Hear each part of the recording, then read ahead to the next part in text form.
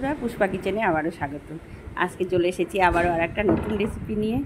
দেখো এখানে gas on করে কড়াই বসিয়ে দিয়েছি, তেলও দিয়ে দিয়েছি। তোমরা দেখতে থাকো আমার এই রেসিপিটা আমার সঙ্গে। আগে দেখো এই তেলে আমি ফোড়ন দিয়ে দিলাম শুকনো লঙ্কা, এবারে দিয়ে দেবো কালো জিরে। দেখো দিয়ে দিলাম কালো জিরে।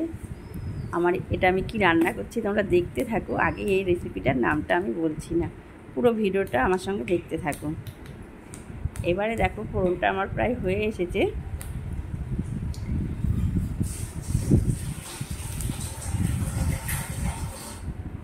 এবারে আমি কিছুটা চিংড়ি মাছ ধুয়ে কেটে পরিষ্কার করে রেখেছি। এবারে দিয়ে দেবো ফোড়ন করে চিংড়ি মাছটা। এবারে চিংড়ি মাছ লাল লাল করে আমি ভেজে নেব, টপিট করে। এই রান্নাগুলো পুরোনো দিনের হারিয়ে যাওয়া রান্না, আমি চেষ্টা করছি তুলে ধরার আমার মা ঠাকুমার হাতের রান্না।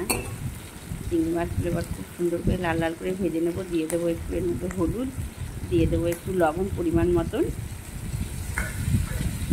আমি মেখে নিইনি, তেলের উপরেই দিয়ে দিচ্ছি। পরিমাণ মতন দিয়ে দিলাম লবণ, দিয়ে আবারও ভেজে নেব লাল লাল করে।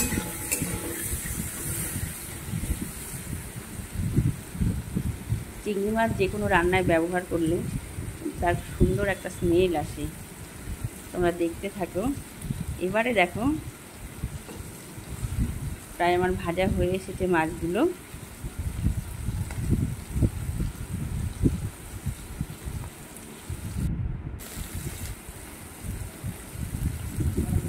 আমি এখানে মিডিয়াম সাইজের চিংড়ি মাছ নিয়েছি। এবারে আমি একটা চাল কুমড়ো কেটে ধুয়ে পরিষ্কার করে রেখেছি। এবারে দেখো সেই চাল কুমড়োটা দিয়ে দিলাম এই মাছের উপরে। এবারে সুন্দর করে চাল কুমড়ো নেড়ে চেড়ে ঢেকে দিয়ে দেবো মিনিট 5-এর জন্য। এবারে দেখো সুন্দর করে নেড়ে মিশিয়ে দিয়ে তারপরে ঢেকে দেবো। এবারে আমি গ্যাসের জোরটা হাই রেখেছি।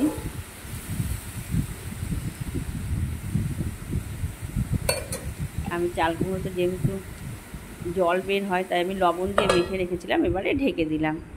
মিনিট 5 পরে তোমাদের আবার ঢাকনা তুলে তোমাদের দেখাচ্ছি। এবারে দেখো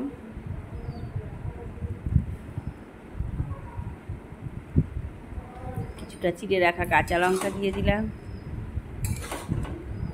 এবারে ঢেকে রেখেছিলাম, বেশ নরম হয়ে এসেছে। এবারে সুন্দর করে নেড়ে চেড়ে ভাজা ভাজা করে নেব। এখানে আমি এই রান্নাতে কোনো মশলা অ্যাড করব না, খালি স্বাদের জন্য দিয়ে দেবো সামান্য একটু পরিমাণে চিনি দিয়ে দেবো, দিয়ে খুব সুন্দর করে ভাজবো।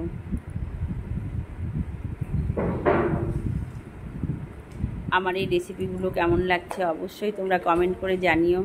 যারা আমার ভিডিওগুলো নতুন দেখছো, আমার চ্যানেলটা নতুন দেখছো, তারা আমার চ্যানেলটা সাবস্ক্রাইব করো, শেয়ার করো, সঙ্গে থেকো, পাশে থেকো। একটা লাইক করো, তোমাদের একটা লাইক আমার আরও নতুন নতুন ভিডিও বানাতে সাহায্য করবে, উৎসাহ দেবে আমাকে। এবারে দেখো সুন্দর করে আবারও নেড়ে চেড়ে এটা ভাজা ভাজা করতে হবে। যেহেতু চিনি দিলাম, আবারও একটু মিনিট 5-এর জন্য ঢেকে দিলাম। এবারে দেখো প্রায় হয়ে এসেছে আমার এই চাল কুমড়োর ঘন্ট। তোমরা ঘন্ট বলতে পারো, ভাজা বলতে পারো। বেশ লাল লাল করে ভেজে নিতে হবে।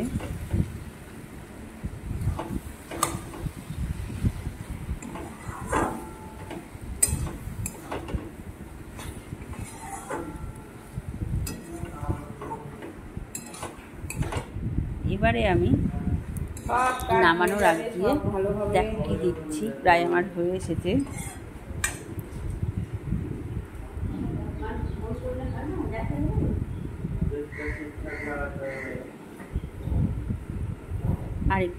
আরেকটু ভাজা ভাজা হবে।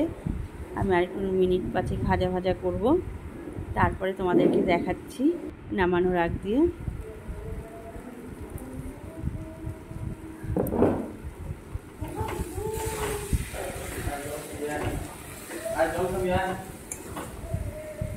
এখন এটা ক্রমাগত নাড়তে হবে, না হলে নিচে লেগে যাবে।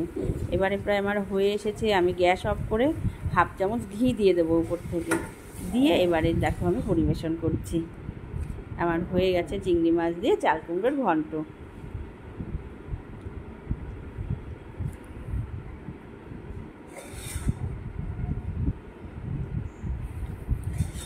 তোমরা সবাই ভালো থেকো, সুস্থ থেকো। আবারও তোমাদের সঙ্গে দেখা হবে অন্য কোনো নতুন রেসিপি নিয়ে।